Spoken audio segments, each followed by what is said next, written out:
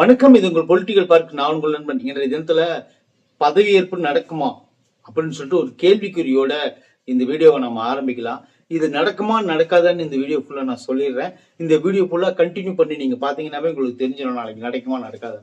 சரி, ஓகே. அதுக்கு முன்னாடி நம்ம சேனலை சப்ஸ்கிரைப் பண்ணி வச்சுக்கோங்க. இதோ இங்க தெரிய QR கோடை பயன்படுத்தி உங்களால நம்ம சேனலுக்கு எதுவும் நிதி உதவி பண்ண முடிஞ்சா பண்ணுங்கன்னு சொல்லிட்டு இந்த வீடியோக்குள்ள நம்ம போவோம்.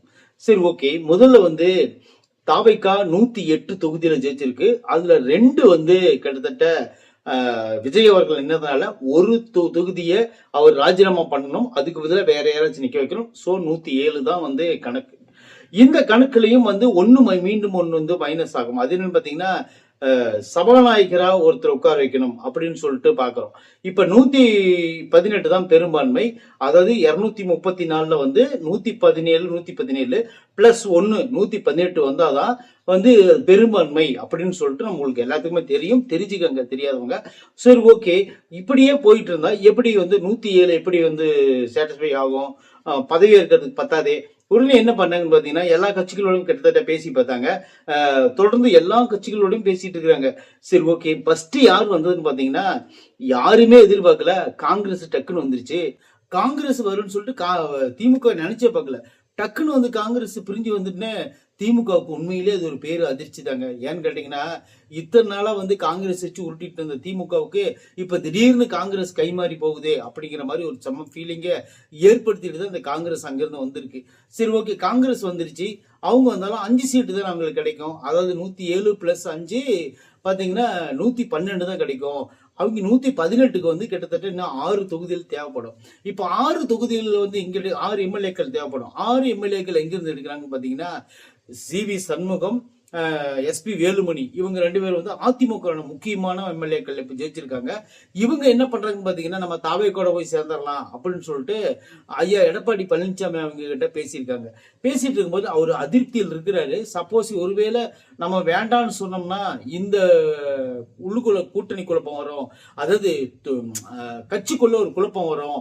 இதனால டக்குன்னு யாராச்சும் பிரிஞ்சு போனாங்கன்னா நாளைக்கு கட்சி கூட உடையறதுக்கு வாய்ப்பு இருக்கு அப்படின்னு சொல்லிட்டு அவர் என்ன பண்ணாருன்னு பாத்தீங்கன்னா, ஆலோசனை பண்ணி சொல்லலாம் அப்படின்னு சொல்லிட்டு நாளைக்கு வரல ஒரு டைம் கொடுத்துருக்காங்க. அடுத்துதான் பாத்தீங்கன்னா, யார் வர்றதுக்கான ஆயத்தப்படுறாங்கன்னு பாத்தீங்கன்னா, விசிகே, அதாவது திருமாவளவன் அவர்கள் நாளைக்கு காலையில 10-11 மணிக்கு நான் ரிசல்ட் சொல்லிடுறேன் அப்படின்னு சொல்லிட்டு அவர் வெயிட்டிங் இருக்காரு. அடுத்தது மார்க்சிஸ்ட் கம்யூனிஸ்ட், இந்திய கம்யூனிஸ்ட், இவங்க 2 பேரும் பாத்தீங்கன்னா 2 எம்எல்ஏக்கள் வச்சிருக்காங்க. இவங்களும் நாளைக்கு மதியம் நான் சொல்லிடுறேன் அப்படிங்கிற மாதிரி வெயிட் பண்றாங்க. சரி, ஓகே. இதெல்லாம் ஒரு பக்கம் இருக்கட்டும்.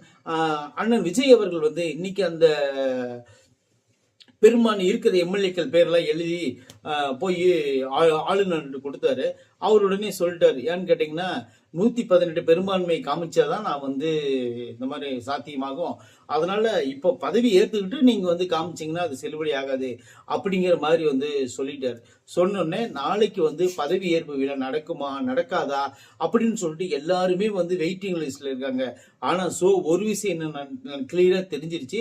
நாளைக்கு கண்டிப்பா ஒரு பெரிய மாற்றம் நிகழும்.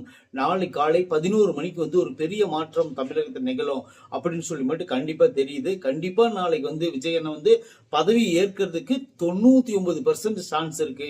ஏன்னு கேட்டீங்கன்னா, இத்தனை நாள் எந்த கட்சியும் தாவேக்காக்குள்ள வர்றதுக்கு மிகவும் யோசிச்சாங்க. உங்களுக்கு எத்தனை ஓட்டு வங்கினே தெரியாது. திடீர்னு நாங்க உள்ள வந்ததுக்கு அப்புறம் வேற எதுவும் மாற்றம் ஆயிடுச்சுன்னா நாங்க என்ன பண்றது அப்படிங்கிற மாதிரி அவங்க ரொம்ப ஃபீலிங்ல இருந்தாங்க.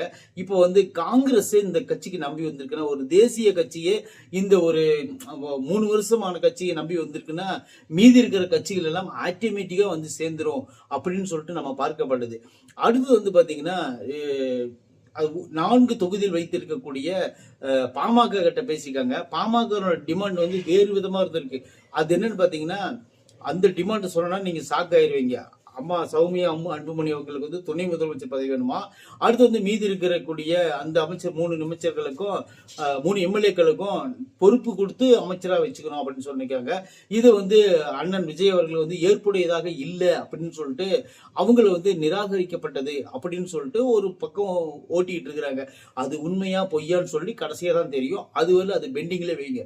அடுத்து பாத்தீங்கன்னா, எடப்பாடி பழனிசாமி அவர்களுக்கு இருக்கக்கூடிய 53 எம்எல்ஏக்கள் இருக்காங்க ஐயாவோட சேர்த்து.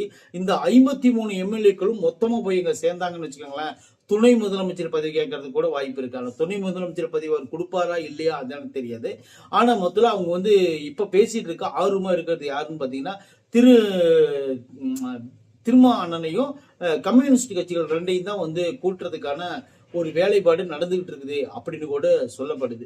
சரி, ஓகே. இந்த கட்சி கண்டிப்பா நாளை காலையில தாவேக்கா வந்து நாளை காலையில வந்து பதவி ஏற்குமா ஏற்காதா, அல்லது வந்து இந்த சர்க்கிள் எப்படி இருக்கும் விஜய்க்கு, இதுல இருந்து மீளுவாரா மாட்டாரான்னு சொல்லிட்டு நாளை காலை 11 மணிக்கு ஷார்ப்பா உங்களுக்கு வந்து எல்லா விஷயத்தையும் வந்து சொல்லிடுவாங்க. ஒரு பக்கம் வந்து சிஎம்கான அந்த பதவியேற்பு விழானுடைய அந்த மேடை அமைக்கப்பட்டு டெக்கரேஷன்கள்லாம் ஒரு பக்கம் நேரு உள் விளையாட்டு அரங்கத்துல நடைபெற்றுட்டே இருக்கு. இந்த பக்கம் வந்து கூட்டணி கட்சிகள் பேச்சுவார்த்தை நடந்துட்டே இருக்கு. செங்கோட்டையன் அவர்களும் ராகுல் காந்தி அவர்களும் செல்வ பெருந்தகை அவங்கெல்லாம் சேர்ந்து மொத்தமா இப்போ ஒரு யாராச்சும் கூட்டணிக்கு கண்டிப்பா இழுத்தே ஆகணும் அப்படிங்கிற ஒரு கட்டாயத்துல வந்து தாவேக்கா இருந்துட்டு இருக்கு. அப்படிங்கிறதுல எந்த மாற்று கருத்தும் கிடையாது. ஆனா கண்டிப்பா நான் சொல்றேன், நாளைக்கு 11 மணிக்கு கண்டிப்பா விஜய் சாருடைய அந்த நல்ல முடிவு நம்மளுக்கு கிடைக்கும் அப்படிங்கிறதுல எந்த மாற்று கருத்தும் கிடையாது. ஏன்னு கேட்டீங்கன்னா இந்த இடத்துல வந்து விஜய் சாரு கொஞ்சோண்டு சர்க்கிள் விட்டா கூட மீண்டும் வந்து இவங்க வந்து வேற விதமான ஒரு ட்விஸ்ட் பண்ணுவாங்க. அவங்களுக்கு தெரியும். 2 வாரம் வந்து டைம் கேட்டார் இல்லையா, அந்த 2 வார டைம் ஆளுநர் கொடுக்காம இருந்ததுக்கு காரணம் என்னன்னு பாத்தீங்கன்னா அந்த பெரும்பான்மையை நிரூபிக்கிறதுக்கு 2 வாரம் நீங்க டைம் கேட்டீங்கன்னா இப்போதைக்கு எப்படி நீங்க முதலமைச்சர் ஆக முடியும், ஓட்டு அதாவது எம்எல்ஏக்கள் கம்மியா இருக்கும்போது நீங்க எப்படி ஆக முடியும்னு அவர் ஒரு எதிர்கேள்வி கேட்டிருக்காரு. அது சரியான கேள்விதான். ஏன்னு கேட்டீங்கன்னா இப்போ எம்எல்ஏக்கள் கரெக்டா இருந்தாதான் அவங்க வந்து அவங்க டியூட்டி அவங்க செய்ய முடியும் அப்படின்னு சொல்லியும் நம்ம பார்க்கப்படுது. அதாவது இதுக்கு இடையில வந்து பிஜேபியோட ஆதரவு வந்து விஜய் சார் வந்து கேட்டிருக்காரு. அதுக்கு காரணம் என்னன்னு பாத்தீங்கன்னா பிஜேபியோட ஆதரவு இருந்தாதான், ஏன்னா அவங்க தான் மத்தியில ஆள்றாங்க, அவங்களுடைய ஆதரவு வந்து நம்மளுக்கு கொஞ்சமாவது இருந்தாதான் நம்மளுக்கு உண்டான அந்த எலிஜிபிள், அதாவது நம்ம வந்து அடுத்தது என்ன பண்ண போறோம், அது வந்து நம்ம வந்து கண்டினியூஸா மக்களுக்கு ஏதாவது நலத்திட்டங்கள் வேணும் அப்படி இப்படின்னா கூட இப்ப பணம் வகையிலும் சரி பொருளாதார வகையிலும் சரி அடுத்து வந்து பாத்தீங்கன்னா நிறைய விஷயங்களுக்கு வந்து பிஜேபியோட ஆதரவு நமக்கு கண்டிப்பா தேவை. குறைஞ்சபட்சம் ஜிஎஸ்டி வரி கூட நம்ம அங்கிருந்தா நம்ம எடுத்து ஆகணும், கலெக்ட் பண்ணி ஆகணும் அப்படிங்கிற ஒரு சூழ்நிலை வந்து இப்ப இருக்குதான தமிழ்நாட்டுல. அது டிஎம்கே இருந்தாலும் அப்படிதான் இருக்கும், ஏடிஎம்கே இருந்தாலும் அப்படிதான் இருக்கும், இப்போ வந்து தாவேக்காவா இருந்தாலும் அப்படிதான் இருக்கணும். ஏன்னு கேட்டீங்கன்னா அது வந்து மத்தியில ஆள்றதுனால மொத்த ஜிஎஸ்டி அங்க போயிடும். அங்கிருந்து கொஞ்சம் எடுத்து வந்து தமிழ்நாட்டுக்குள்ள கொடுப்பாங்க, அங்க வந்து மீதி ஆளுக்கு செலவு பண்ணுவாங்க. இதுதான் வந்து ஒரு நடைமுறை. இப்போ வந்து மத்தியில் வந்து காங்கிரஸ் இருந்துச்சுன்னா இனிமேல் வரப்போற காலங்கள்ல அடுத்த டைம் இந்தியாவில் காங்கிரஸ் ஜெயிச்சு ஒருவேளை பிரதமர் ஆயிட்டாருன்னா ஆனா கண்டிப்பா ஒரு மாற்றத்தை வந்து விஜய் சார் நிகழ்த்தி காட்டுவாரு அப்படிங்கிறதுல எந்த மாற்று கருத்தும் கிடையாது.